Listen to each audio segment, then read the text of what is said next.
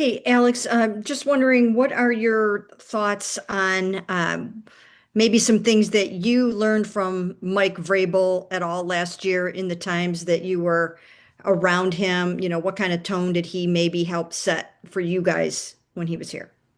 I would say he was loud. Um, he was also very detailed and he was smart also. So I mean, he always brought the energy not only as a uh player but as a coach also. Just glad to be around, just being able to be hands on. That's one thing that I always seen with him when he was with it. He was always hands on. So that's one thing I always thought about him as. I always thought him as a good person, somebody to come talk to, based off because he played the position and stuff like that, just to be a sponge by him. But other than that, that's pretty much what I seen from him from my point of view. Okay, thank you. All right, next go to Jeff. Mhm. Alex, what was it like for you guys yesterday to play with a big lead like that? Oh, it felt good. It felt good, but I mean, nobody wants to play from behind. I feel like it will always be good to play while you're ahead. But just keeping the main thing as a defense, just attacking, just everybody doing their job, just staying on your keys, just simple is better. We don't have to nobody has to do extra or do minimum. Like everybody just do their part, and good thing is turn on for itself. And that's what I was saying yesterday. It just felt like the energy was different.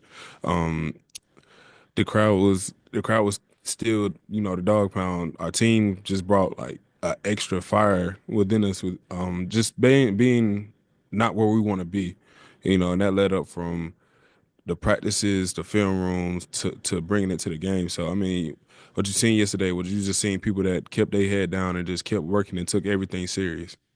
And then in weather like that, especially the first half, is there an advantage, the offensive line or defensive line? Does one side have a more advantage in that kind of weather?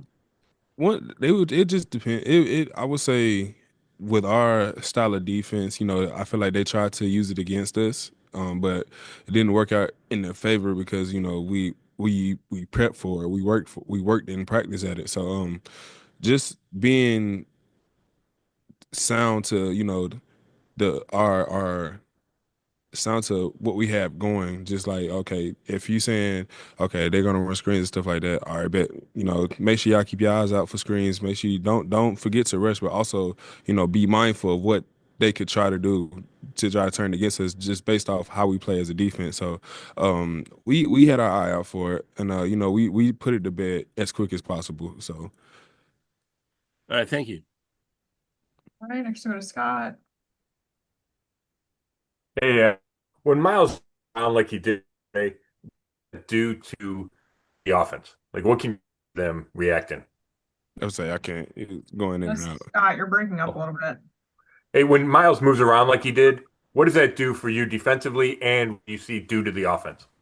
I mean, it puts them in a bind because Miles has always been on the right side. Well, the offense is left our right side, and just for him to, they put a lot on him responsibility wise, just to go, inside, outside, go to the left a little bit, go to the right, just to mess with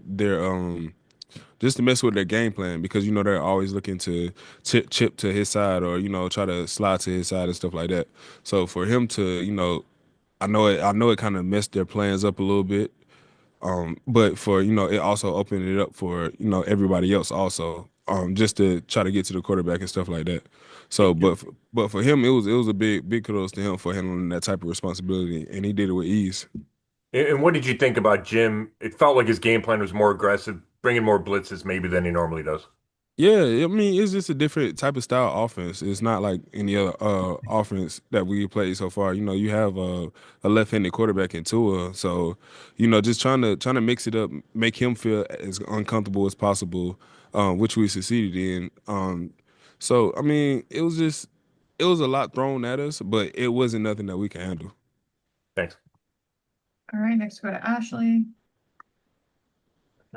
Hey Alex, just what did you think about the defense collectively getting that game ball? And did you all give Coach Schwartz a hard time for going a little viral for No, accepting it shirtless last night? we was waiting on him for a good bit. I mean, Suarez, he's in and out. So, but yeah, it was just like, I harped on it. It felt like we was back in 2023 again. Not trying to live in the past or whatnot, but just the energy and the swagger and just the physicality approach that we wanted to bring.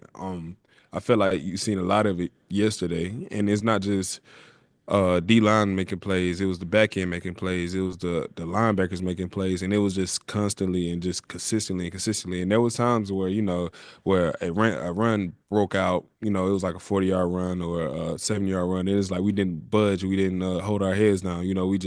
We recouped in the huddle, and we got back out there and put a stop to it. So just the term of being resilient as a defense, and just coming together and just being with each other is that's what you want to have in a defense, and that's what we preach to each other. That's what sports preach. That's what we preach in our meeting rooms. That's what we preach out in practice also. So just taking it into the game and just watching it into fruition, it kind of like it's kind of like you see it on the other end, and it can kind of feel demoralizing a little bit. So just for that to be a part of it. It feels good. So we just got to be consistent. We just got to keep working at it. And just take one game at a time and one practice at a time. And then what's it like been getting to know and like seeing Tyson these first couple of games with you guys? And I mean, just the fact like he's so big, he's a bigger corner, but he moved so fast to obviously chase Achan down on that one like 46-yard run and stop the touchdown. Yeah. When we seen that, that was just like you just see like a never die attitude from Tyson. Like in the fact that A-Chain was a track runner, I think in college. And I think they said Tyson had like a track background. Um it's kind of like you see it and it's like, okay, he could run. That's great. And then you see the lockdown, then you see the pick six and stuff like that. Just seeing him, just get traded because being traded, nobody wants to go through that. And I know it could be surreal, it could be emotional and stuff like that. But for him to come in and just get to work and uh, not be down about what happened and just move on and just it's a new life, it's a new path and stuff like that. So for him to have the type of game he's had, I can't wait to see him just build on it more and more and more. All right, next one from Brendan. Alex, what part of your game are you working on right now? Where can you keep getting better? In every aspect. I mean, I can never not get better. I have no ceiling. And I feel like I was just getting started. Especially as I said back in training camp. I left a lot on the table being hurt last year. So for me to come back and just put it on film and put it out for, the NFL to see is kind of like, it's kind of good for me, but it's also keeping me humble to the fact that, don't never get full. Always stay hungry. Always stay humble. Always keep working at what you think is not good enough, and that's just me personally. That's just everything. Everybody has something to work on. Me, it could be, my flexibility in pass rush and run stop and stuff like that. If I see something on film or if I see something in practice, I take it, to the next period and say, okay, I want to work on this or just stay consistent at it. And that's what me and Jocka worked on in pre-practice. I would come out early, work on my steps, work on my angles, work on my hand placement, work on, my eyes and stuff like that. Just simple little stuff that turns a con into a pro. So my thing is I don't have a ceiling. I feel like I can always get better and I can always just stay humble about it. Cause I could have a good game and then, knock on wood, I could have a bad game next. And that's not the goal for me. My goal is just to stay consistent and just stay working. I want to build off Scott's question from earlier. I mean, it seems like, first of all, you guys have certainly had a good year on defense, but it felt like something yesterday was different in your approach, your aggressiveness, some of the more exotic blitzes or simulated pressures.